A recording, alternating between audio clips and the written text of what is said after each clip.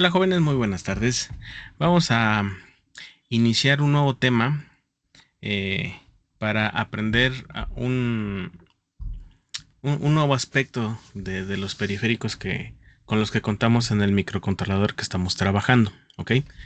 El microcontrolador, recuerden que tiene varios periféricos. Ya vimos el de las interrupciones externas, ya vimos el cambio de nivel del puerto B, ya vimos el del timer. Ahora toca el turno a un módulo que nos permite generar un tipo de señales que se utiliza mucho en el control de algunos dispositivos. ¿Ok? Este tipo de control utiliza una técnica denominada modulación por ancho de pulso, o que si lo buscan en internet por sus siglas en inglés lo van a encontrar como señal PWM. Entonces, esto es lo que vamos a ver el día de hoy: cómo poder generar una señal PWM a través del microcontrolador. Y para ello, déjenme compartirles mi pantalla. Nada más déjenlo pongo por acá. Y a ver. Nada más me dicen si ya se ve la presentación. Ya, ya. ¿Ya? Ok. Gracias. Bueno, entonces vamos a trabajar o vamos a estudiar o van a aprender estos módulos SP para este microcontrolador. Eh, Hay una gama muy amplia de microcontroladores que trabajan este tipo de módulos. De cierta manera, este microcontrolador y varios otros generan una señal PWM, pero no por un módulo exprofeso para ello, sino que se valen de un módulo que tiene múltiples funciones, como es este módulo CSP, del cual nada más vamos a ver una de las tres que se tiene identificado con este tipo de módulos, pero que eh, además necesita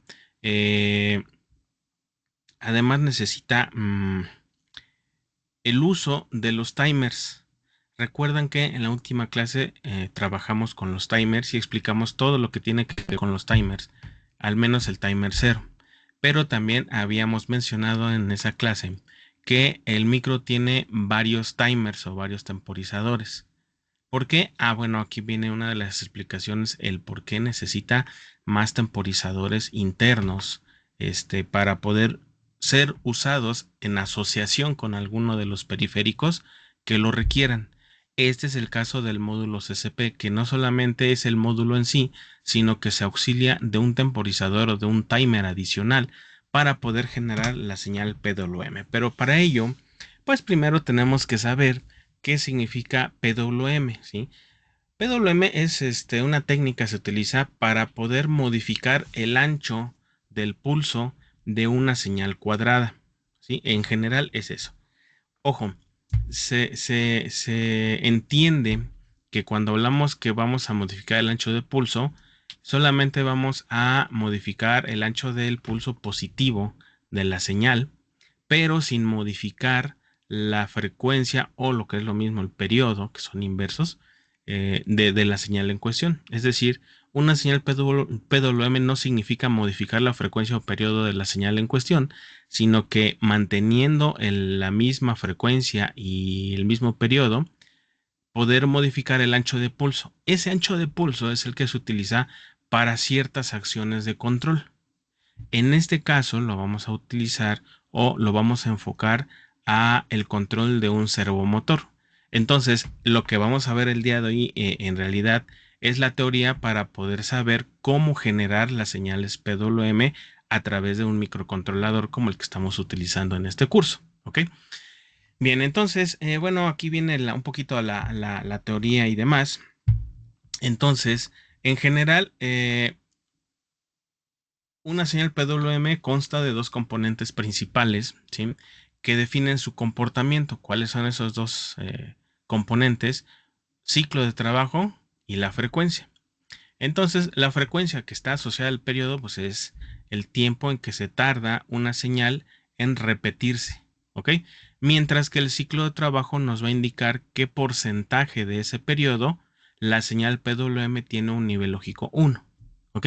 Entonces, esos son los dos elementos eh, que normalmente se deben controlar en una señal PWM, ¿sí? Y bueno, creo que es lo básico que se tiene que ver. Y si lo vemos desde el punto de vista gráfico, por ejemplo, en las señales cuadradas, de las cuales hemos estado trabajando al menos desde el punto de vista señal de reloj del microcontrolador, hemos visto que una señal de reloj, por ejemplo, tiene, a ver, dejen activo mi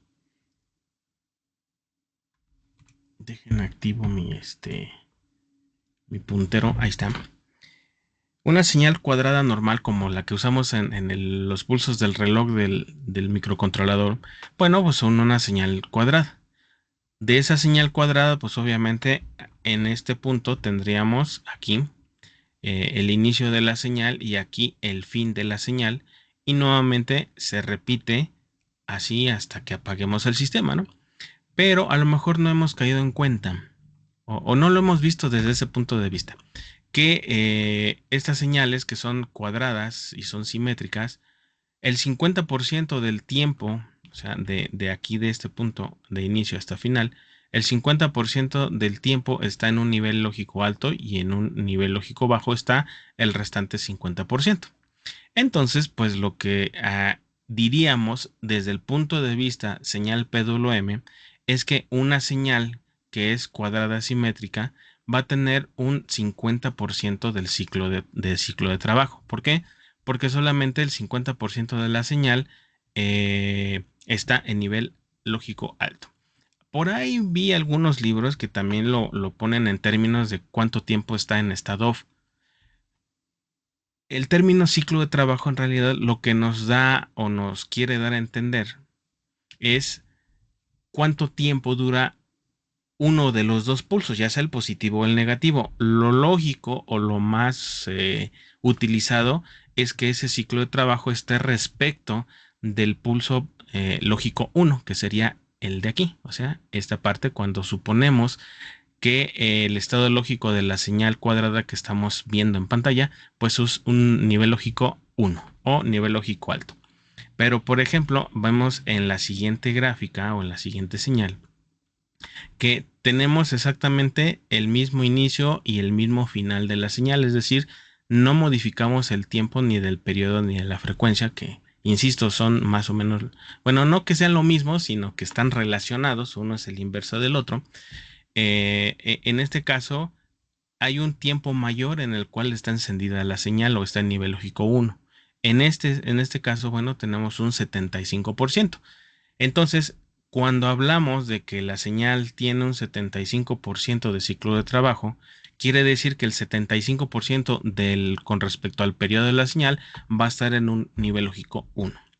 En la última gráfica, aquí es al revés, ¿no? Se está representando una señal que tiene un pulso lógico 1 más angosto que, se puede ver también que inicia exactamente en la misma posición que las dos gráficas anteriores y termina exactamente en la misma posición.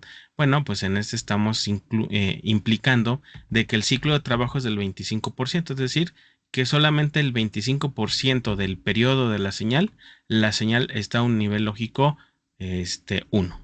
Entonces, eso es el ciclo de trabajo. ¿Ok?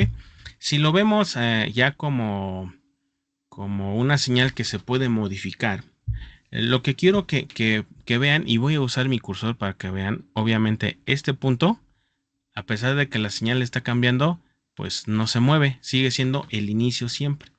Y el final de la señal, si se fijan, también se mantiene en la misma posición. Es decir, este punto me marca un periodo que va desde el inicio hasta el final con respecto a la señal que yo tengo. Pero observen que en realidad lo que cambia es el ancho de pulso, pero no cambia su frecuencia. Es decir, la señal no se expande o no se comprime en el tiempo, sino que la misma señal que está a la misma frecuencia todo el tiempo modifica solamente el ancho del pulso positivo. Eso es algo muy importante. ¿Por qué? Porque a veces, por ejemplo, ya cuando me entregan alguna práctica o algo por el estilo, eh, resulta que generan un PWM, por ejemplo, con un integrado que es muy conocido, que es el 555. pero no lo configuran bien o no arman su circuito. Y entonces cuando intentan mover el ancho de pulso, no solamente mueven el ancho de pulso, sino que también modifican la frecuencia. ¿Y por qué no modificar la frecuencia? Ah, bueno, porque resulta que este elemento de control, que finalmente una señal PWM sirve para acciones de control en distintos contextos, pues ese control pues deja de funcionar de forma correcta. Por eso es que el periodo y la frecuencia no deben modificarse. Lo único que debe modificarse es el pulso de la señal. ¿Cuál pulso? El pulso que está en un 1 lógico, que es lo que más se estila. Por eso es que aquí quiero que vean que precisamente aquí donde está ahorita el cursor, pueden observar que este ancho de pulso se hace más ancho o se hace más angosto, pero sin modificar la frecuencia de la señal, o lo que es similar, el periodo de la señal se mantiene constante.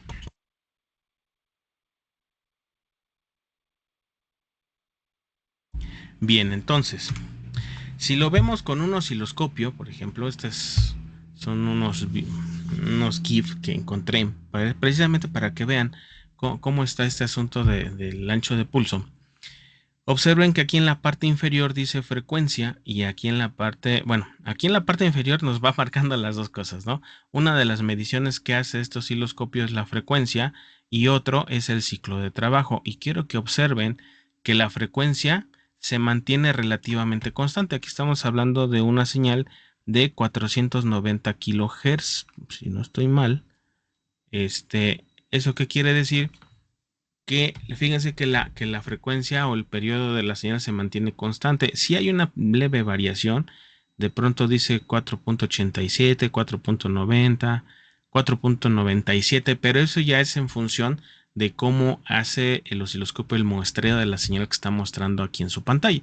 Pero si observan, la mayor parte del tiempo la señal se mantiene en 490 kHz. No se modifica, siempre se queda en el mismo valor. Mientras que el ciclo de trabajo, bueno, ese sí va cambiando. Conforme se va haciendo más ancha la señal, el ciclo de trabajo se empieza a hacer más ancho también, o de un valor mayor. Lo está dando en porcentaje, si observan. ¿Por qué se da en porcentaje? Bueno, porque se hace para saber cuál es el ciclo de trabajo de una señal.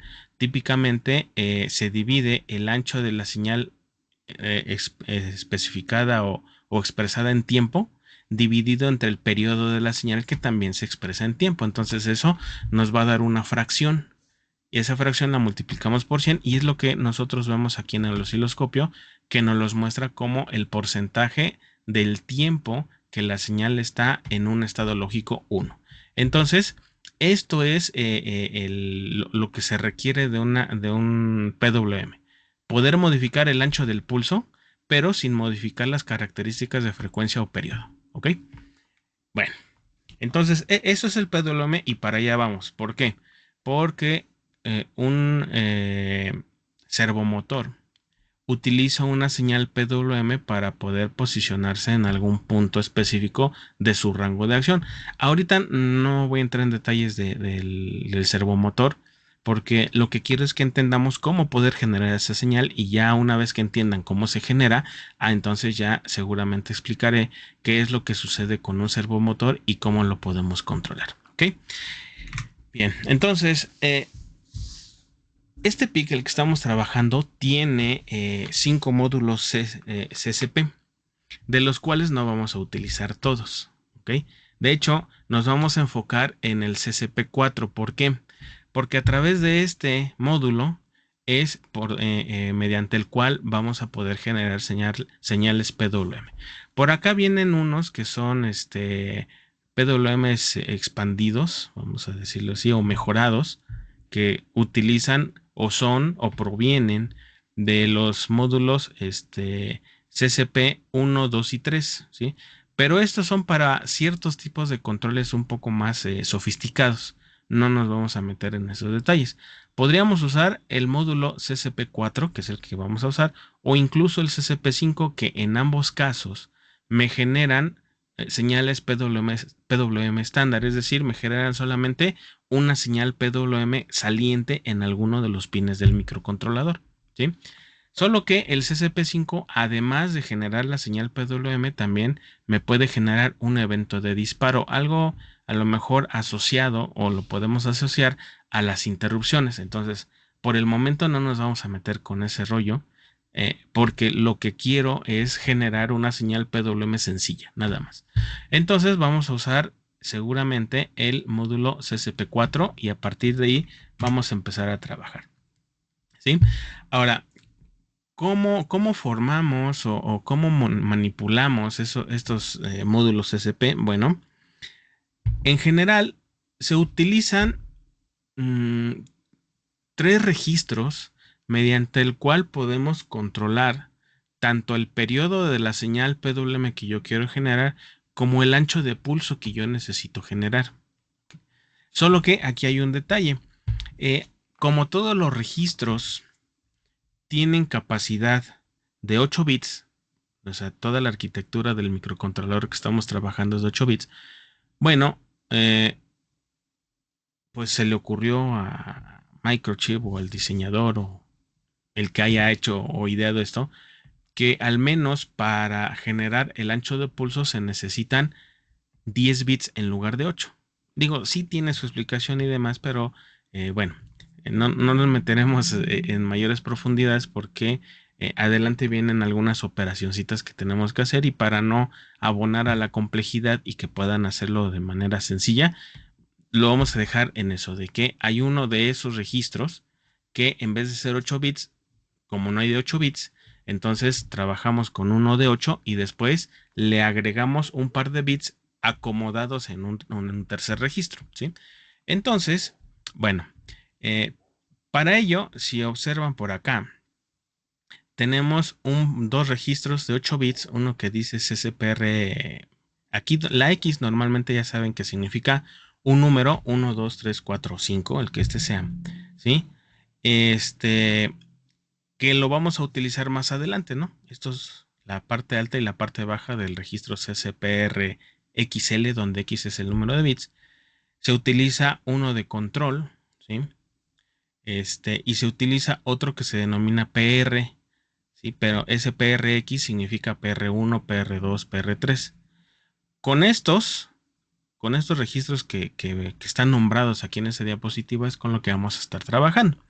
Se ven así como que, pues quién sabe para qué son, pero tranquilos. Ahorita vamos a ir viendo poco a poco cómo funciona y cómo vamos a controlar. Nada más en esta diapositiva quiero que tengan presentes que estos cuatro registros o tres, como les dije en un principio, ¿por qué tres?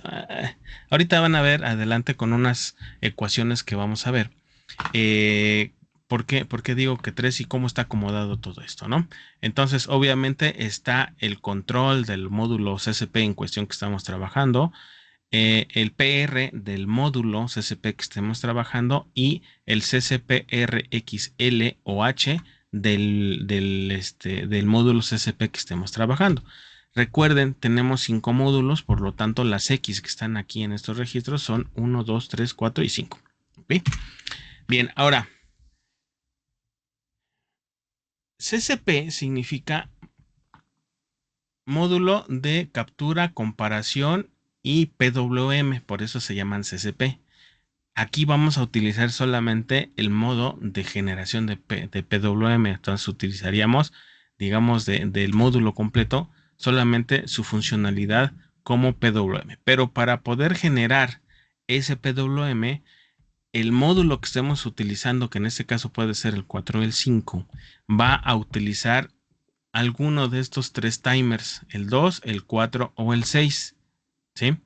No que use los tres al mismo tiempo, uno de ellos puede ser utilizado, ¿sí? ¿Por qué? Porque, por ejemplo, supongan que van a generar dos señales PWM sencillas. Bueno, uno de los módulos CPP, que sería el 4, a lo mejor tendría que trabajar con el timer 2 y tenemos el otro que genera una señal PWM estándar, que es el CCP5.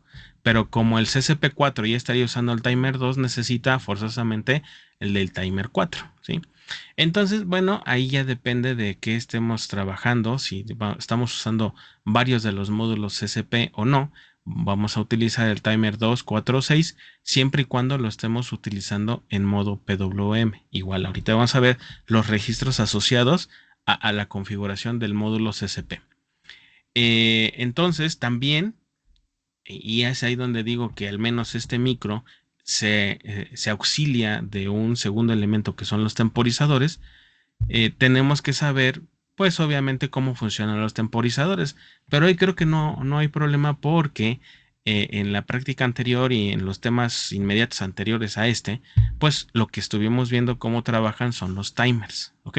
Entonces, tenemos que saber cómo se configura el CSP y tenemos que conocer cómo se configuran los timers, ¿ok? Entonces,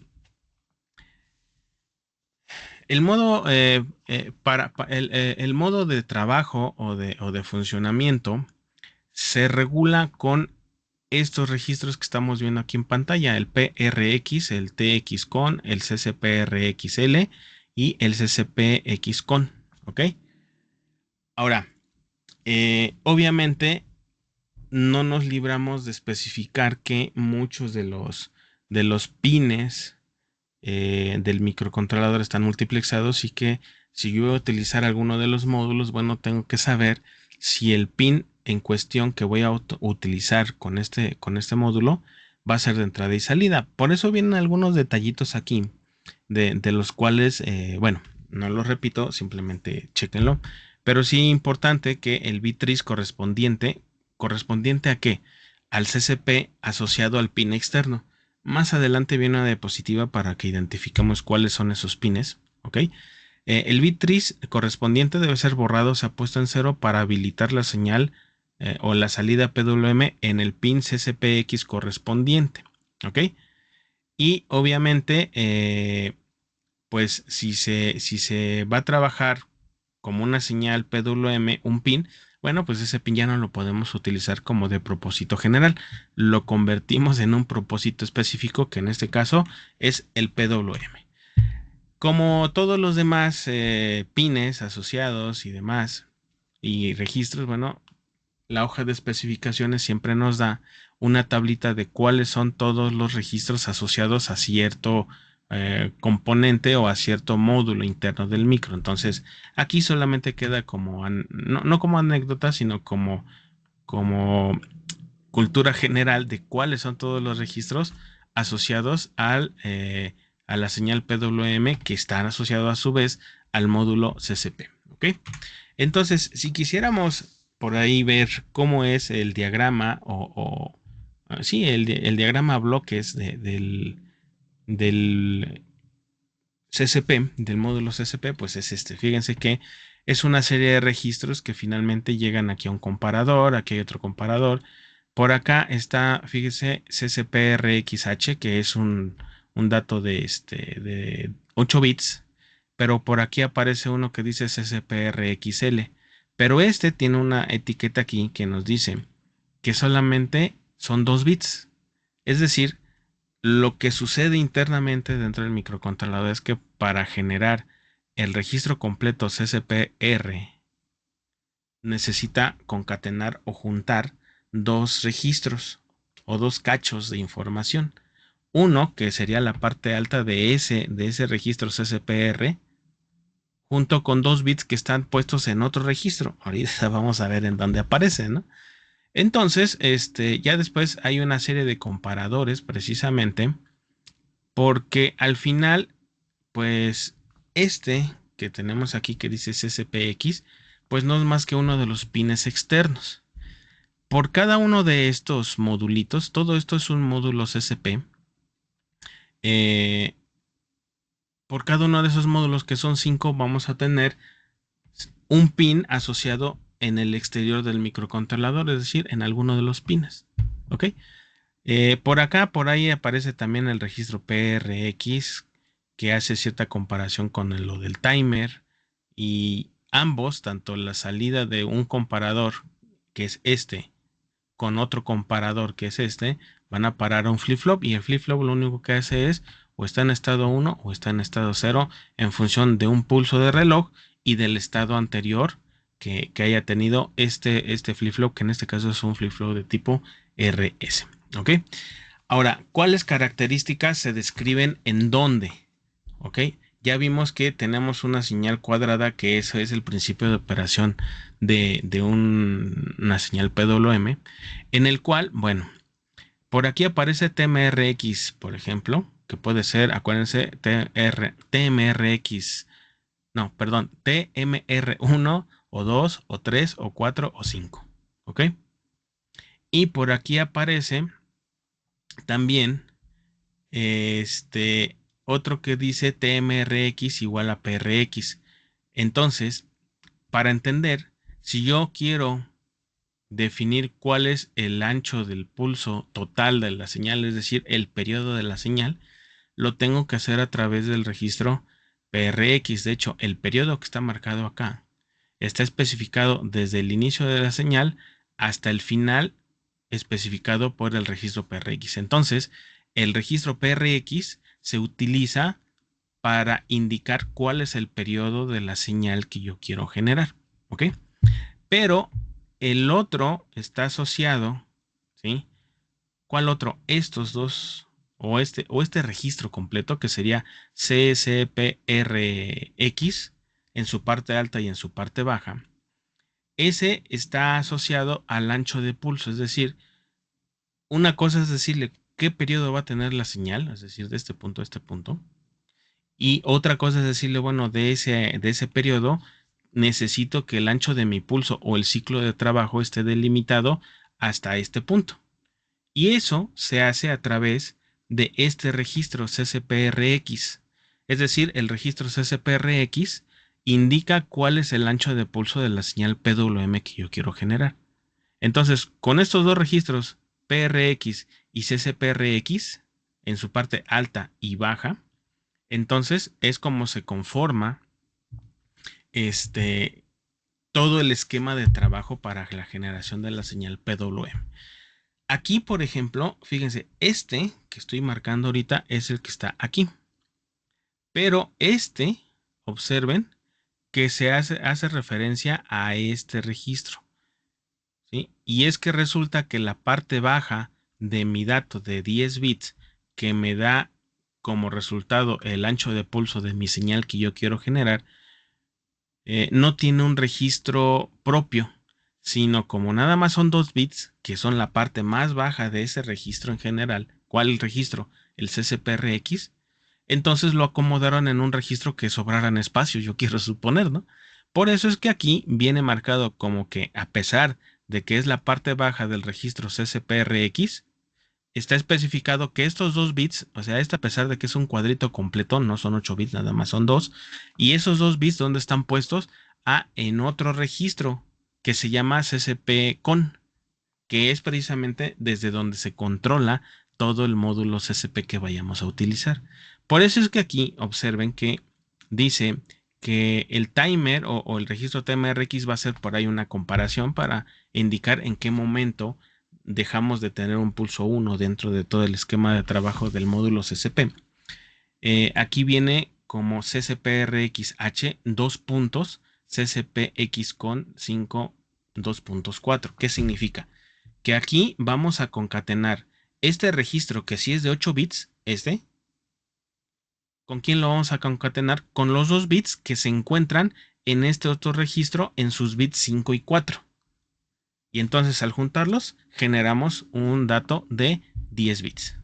Ahorita, bueno, en unas diapositivas adelante ya vamos a ver ese asunto de por qué se concatena o cómo le hacemos para separar o qué. ¿Ok?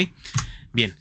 Habíamos hablado acerca de los pines externos asociados a los módulos SP. Aquí están marcados en un recuadro rojo todos los que dicen CCP. Si se fijan, por aquí aparece y dice CCP2, CCP2. Por acá dice, ahí donde está, aquí está CCP1. Por acá debe estar el CCP4, CCP3 y CCP5. ¿Ok? Por lo que veo, a ver si no me equivoco. El CCP3, que está aquí y aquí, corresponden a las salidas de los pines en cuestión. O sea, aquí sería, está en el puerto E, en el caso del CCP3, y por acá también lo podemos obtener a través del puerto RB.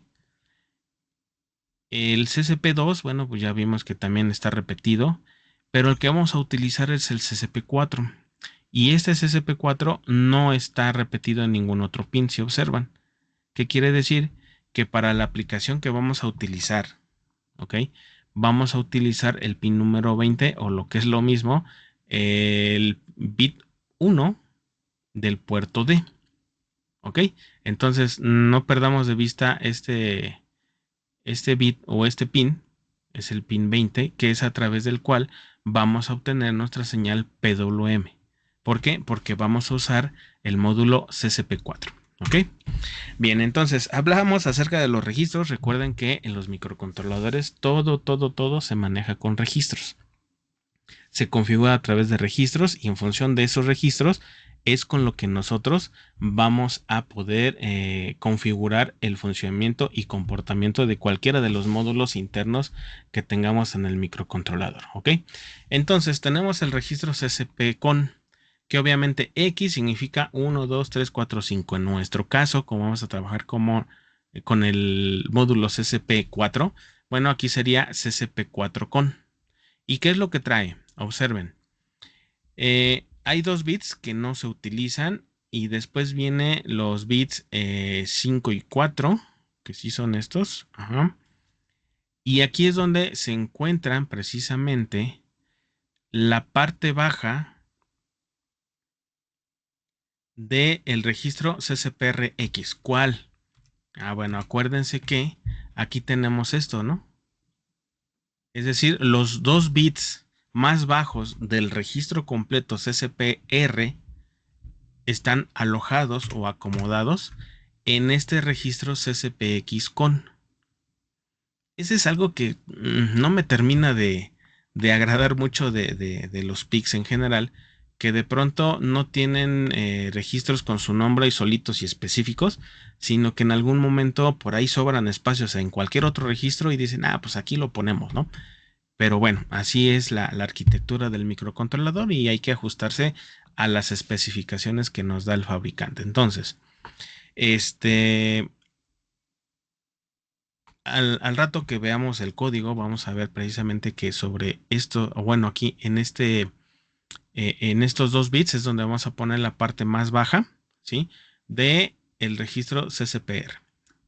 Ahora, después viene este otro campo de este registro CCP-CON, en el cual le vamos a poder indicar a través de una serie de bits qué modalidad voy a utilizar de ese registro CCP. En nuestro caso, como lo que queremos colocar o lo que vamos a utilizar es el modo PWM del módulo CCP4, pues entonces vamos a omitir la explicación de esta parte, de todas estas combinaciones, porque lo que nos interesa es colocar el módulo CCP4 en un modo de PWM. ¿Qué quiere decir? Que bueno, ahí le vamos a poner un dato o un número 1, 1 y XX significa condiciones de no importa. Entonces ahí le podríamos poner un 1100 o le podríamos poner un 111, por ejemplo, y funciona, ¿ok? Para poder configurar este módulo en su modo PWM, ¿ok? ¿Qué otro registro hay? Bueno, aquí ya, si observan, aquí dice C1 TCL, C2 TCL, C3 TCL. Este es otro registro que se denomina CCPTMRS0. Esos nombres bien largos, ¿no? Pero finalmente, si observan, si le entendemos al nombre de los registros, este es el registro CCP que manipula cuál de los timers vamos a utilizar o se van a utilizar cuando estemos trabajando con algunos de los módulos CCP. Como tenemos 5, entonces acuérdense que tendríamos que poder configurar en caso de utilizar todos los módulos CPP, pues definir o decidir a cuál timer van a utilizar como elemento auxiliar. De este registro nosotros no vamos a usar nada porque resulta que este que es el registro que me selecciona cuál timer voy a usar en cuál CCP, que por eso termina con S0, porque ahorita van a ver que hay un S1, al menos este lo que hace es definir para los módulos CCP 1, 2 y 3, cuál de los timers se van a utilizar. Fíjense, ¿ya vieron? Entonces, este registro no lo vamos a utilizar nosotros. El que sí vamos a utilizar seguramente es este. ¿Por qué?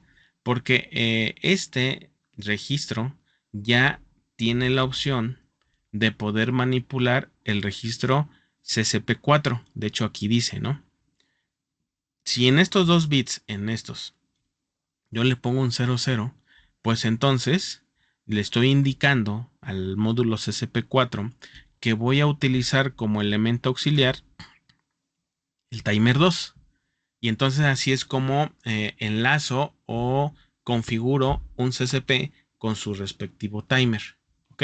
En nuestro caso, vuelvo a insistir mucho, como vamos a utilizar el CCP4, bueno, entonces me tengo que venir a este registro, el CCPTMRS1, precisamente para indicarle que voy a utilizar el timer 2. ¿Ok? Bien. Eh, bueno, aquí creo que esta está repetida. Ya la expliqué hace un momento. Y bueno, hay una serie de operaciones, ¿no? Hay una serie de operaciones para saber cuál es el periodo PWM y el ancho de pulso. Pero esto está en función de que si a mí me dicen o me dan los datos que ya están programados. De cierta manera, pues está bien, ¿no? O sea, si yo ya estoy viendo un programa y quiero saber cuál es el periodo de una señal que está ya programada en un archivo, bueno, pues lo puedo obtener, pero también podemos saber cuál es el ciclo de trabajo en términos de porcentaje, cuál es la resolución máxima, es decir, hasta qué, a lo mejor incluso decir hasta qué frecuencia podemos generar con nuestro PWM, utilizaríamos esta ecuación, pero bueno, para cuestiones de diseño, digo, estas sirven. Si nosotros ya tenemos la información, sustituimos en las ecuaciones y listo. Pero normalmente cuando nosotros vamos a generar una señal PWM, en el diseño o en la descripción del problema, siempre lo que les van a decir es, a ver, quiero generar una señal PWM que sea de 10 kHz y que tenga un ciclo de trabajo del 20%. Entonces, pues lo que deberíamos hacer es despejar de estas ecuaciones los registros PRX y todo que estamos aquí, que es el CCPR, para poder definir en función de esas características que a mí me están pidiendo, poder definir el registro PR, qué valor va a tener y qué valor debe tener todo este registro concatenado. Recuerden que hay una parte alta y hay una parte baja. ¿Ok? De hecho, aquí se me hace que hay un error, porque van a ver ahorita. Ah, no, no está. No, sí está bien, sí está bien. Ancho de pulso y demás. Ya. Ahora, entonces, esas dos ecuaciones las vamos a usar en breve, ¿ok? Para hacer un ejemplito para que vean cómo funciona. Ahora, todos estos, ¿sí? El periodo y el ciclo de trabajo deben ser expresados en segundos para que les dé los valores correctos, ¿ok? Ahora, aquí también por mera cultura general del microcontrolador, el temporizador 2, 4 y 6, que es el que se puede utilizar con los módulos SP, tiene este esquema o este diagrama de bloques, ¿sí?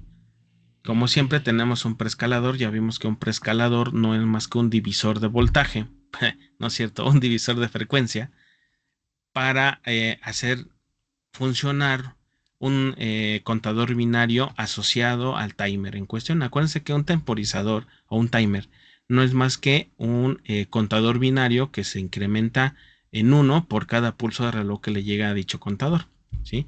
Entonces aquí podemos modificar la frecuencia original del sistema. Por ejemplo, aquí dice FOS entre 4, quiere decir que a este prescaler por default de nuestro oscilador que tenemos, suponiendo que fuera no sé, de 12 MHz, bueno, internamente la señal va a llegar de ese valor dividido entre 4 ya el prescaler.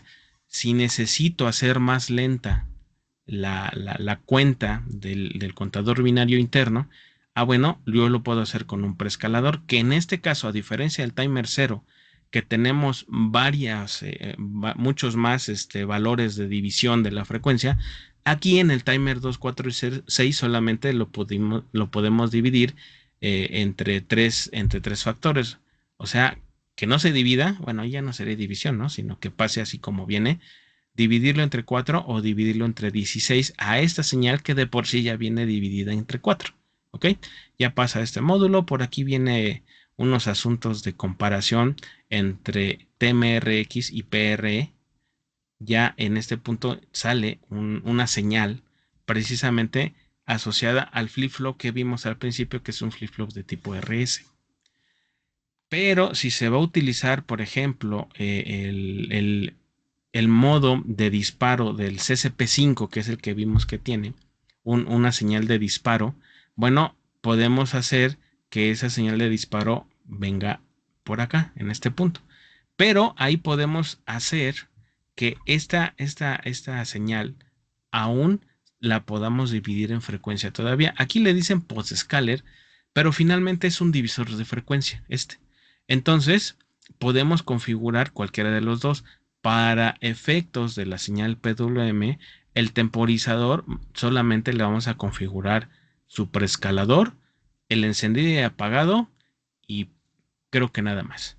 ¿De dónde sacó eso? Ah, bueno, pues es que resulta que también debemos manipular el registro de control asociado al timer que vamos a usar. Aquí, por ejemplo, la X significa 2, 4, 6. Cualquiera de esos tres números va en lugar de la X. Si vamos a utilizar el timer 2 con el CCP4, entonces aquí debe decir T2 con. Y en el T2 con, el primer bit, bueno, el bit más significativo, el de más a la izquierda, pues no se usa para nada. Después tenemos los bits que sirven para el post-scaler, para configurarlo, cual pero ese particularmente no lo vamos a usar por el momento. Aquí podemos dividir la señal entre 2, 3, 4, 5, 6, 7 u 8. Ese no lo vamos a usar. ¿Cuál sí vamos a usar? De este registro T2 con, los bits o los campos que vamos a utilizar son el que me ayuda a encender el timer, porque acuérdense, si yo no enciendo el timer, pues no se va a generar la señal PWM. ¿Ok? ¿Cuál es el bit que se utiliza para encender o apagar el timer? Pues es el TMRX on. ¿Sí? Que obviamente X ya sabemos que es 2, 4, 6. Y los primeros dos bits, los bits menos significativos, me ayudan a configurar el preescalador. ¿Cuál preescalador? Para que la señal del oscilador externo de origen del microcontrolador del sistema pueda ser dividida entre 4 o entre 16 o dejar que pase de forma, así como viene la señal del sistema, lo pase al contador para que el timer haga sus procesos internos. Entonces, bueno, el prescaler lo vamos a utilizar así con estos dos bits, en el cual en la última posición, si se fijan, aquí dice que si lo quiero hacer que divida la señal de origen entre 16, bueno, voy a ponerle un 1x, que es x, puede ser 0, puede ser 1. X, recuerden que es una condición de no importa. En este caso, cuando estamos describiendo los bits, sí, porque aquí me van a decir, pero entonces aquí, ¿por qué es 2, 4 y 6?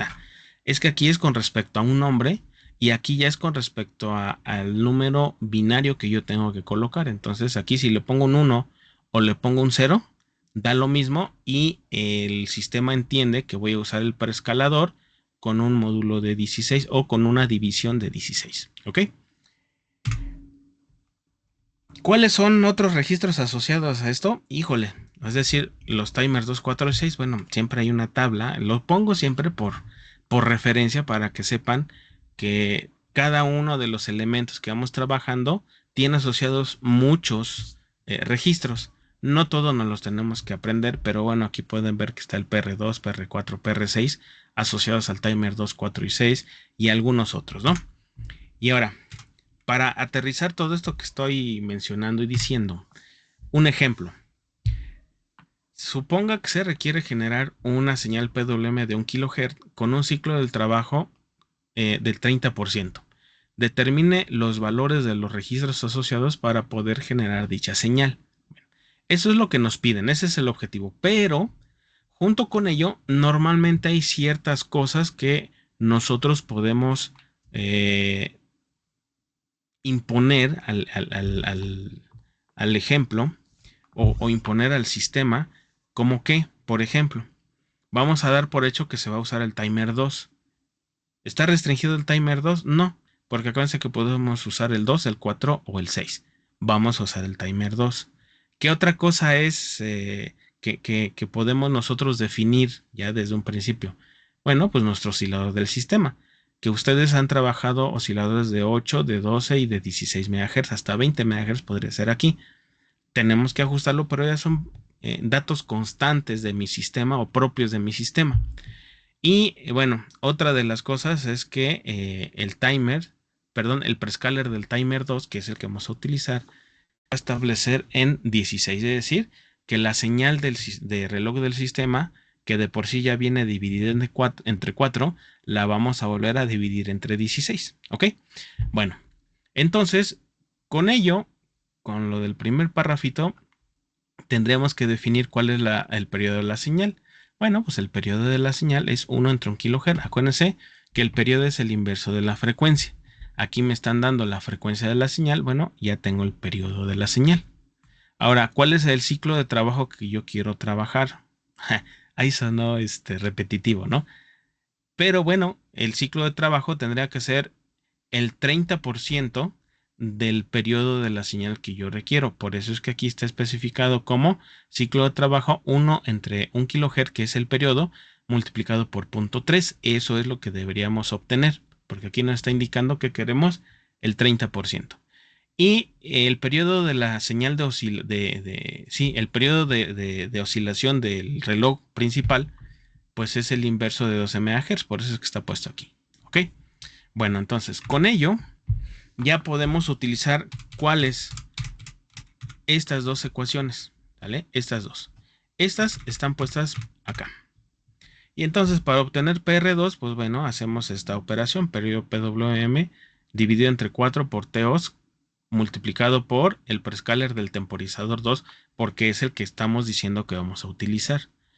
Entonces, si observan, por aquí, pues así como lo pusimos aquí, ¿ok? Lo ponemos en las ecuaciones. El periodo de PWM, 1 entre 1 kHz.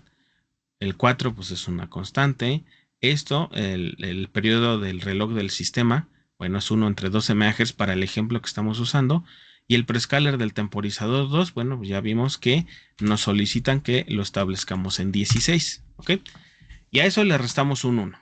Si hacemos esta operación nos da un 187.5.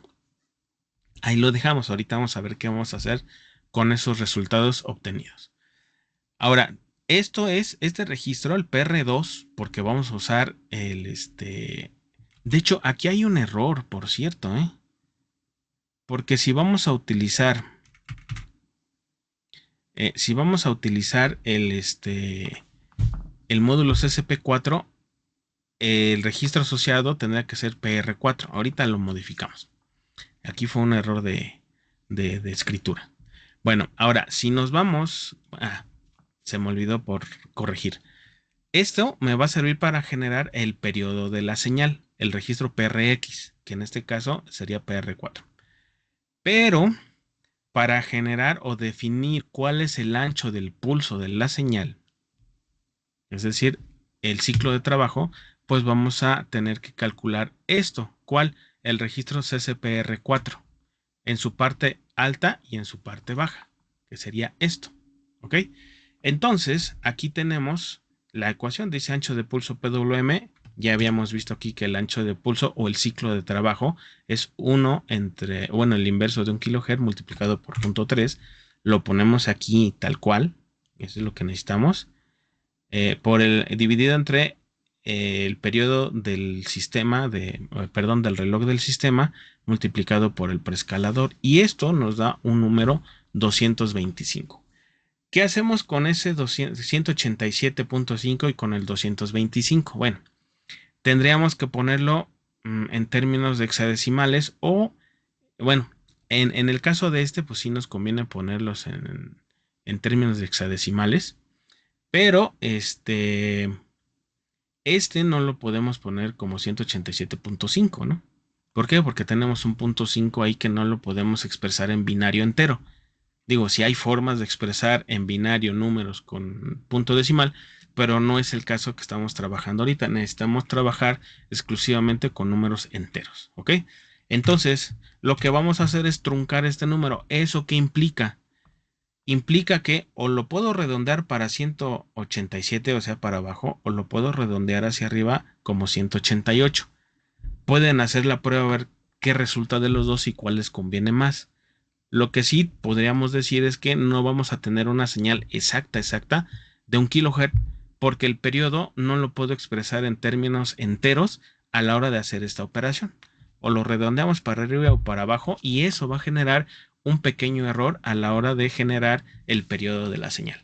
No pasa en todos los casos. En este caso en particular, si está sucediendo, vamos a tener que truncar.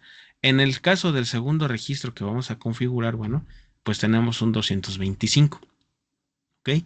Entonces ahí no hay problema, ahí no hay que truncar ni redondear para arriba o para abajo, nos dio 225 enteros y listo. Entonces, fíjense qué es lo que tenemos que hacer. El 187 lo voy a dejar así como tal, como 187, le voy a quitar el punto 5 y si ese lo transformo a hexadecimal, pues entonces aquí ya lo voy a colocar en hexadecimal. ¿Lo podrían dejar en decimal? Sí, también se puede. Pero yo les sugiero que al menos para el siguiente sí lo hagan en hexadecimal. ¿Por qué? Bueno, el otro dato que tenemos que transformar es el 225, que es el ancho de pulso o el registro que manipula el ancho de pulso de la señal. Entonces, ese es un 225. Si lo transformo a hexadecimal, es un 1, que sería en binario este dato que tenemos aquí. Este dato tiene 1, 2, 3, 4, 5, 6, 7, 8 bits. ¿Ok? Ahora, como 8 bits, lo tengo que separar en una parte alta y en una parte baja. ¿Ok? La parte alta de este registro lo estoy poniendo en color verde y la parte baja lo estoy poniendo en rojito.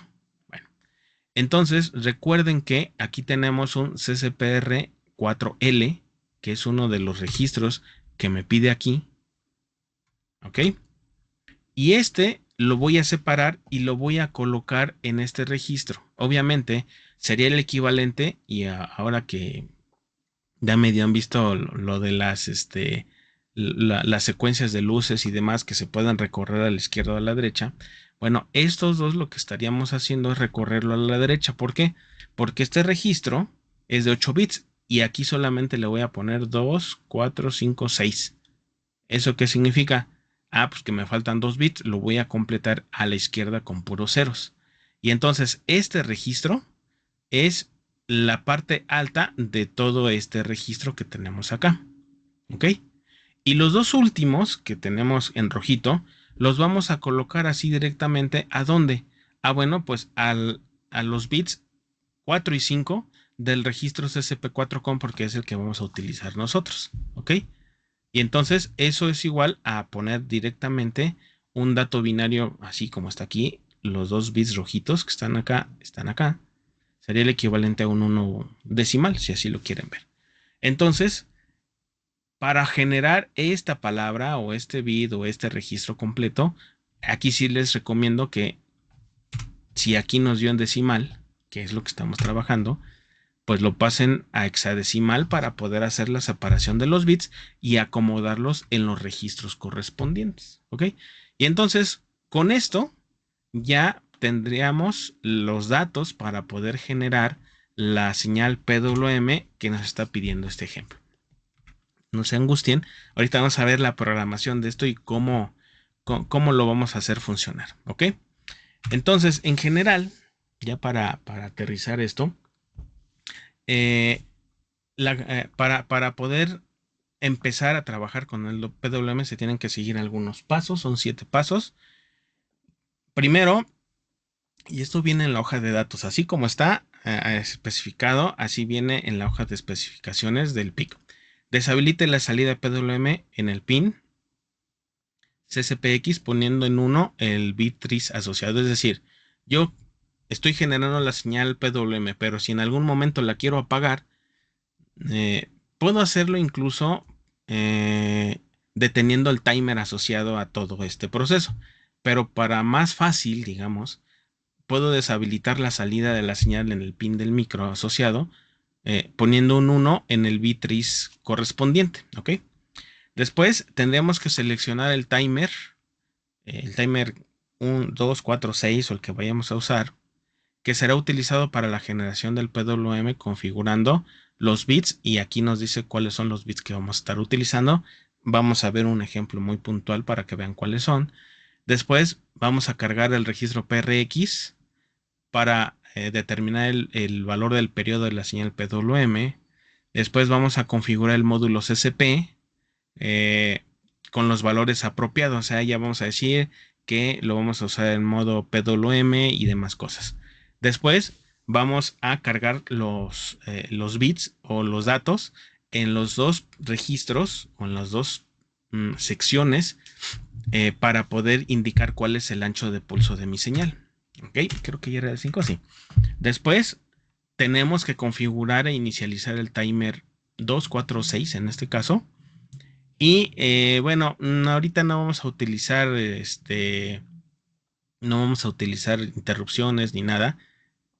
Por el momento, nada más vamos a generar la señal PWM y se acabó. Y ya tendríamos ahí que encender o apagar el timer, decir cuál es el preescalador que vamos a utilizar. Es decir, en el paso 6 vamos a configurar el timer como tal. El timer 2 en este caso que vamos a utilizar. Y después vamos a habilitar el pin que en el paso número 1 deshabilitamos. Ya al final lo habilitamos. ¿Cómo? Pues activamos mediante el bit trace, perdón, en el registro trace asociado. Lo ponemos en un 0 para que se pueda habilitar la salida de la señal PWM. Bueno, entonces yo sé que todo esto es bastante teoría. De pronto sí nos podemos topar con que es mucha información y demasiados registros y muchas cosas, pero créanme que ahorita que vean el programa van a ver que está relativamente sencillo y no es cosa del otro mundo. Entonces vamos a generar el programita correspondiente, ¿les parece? Pero no sin antes hacer una pequeña pausa.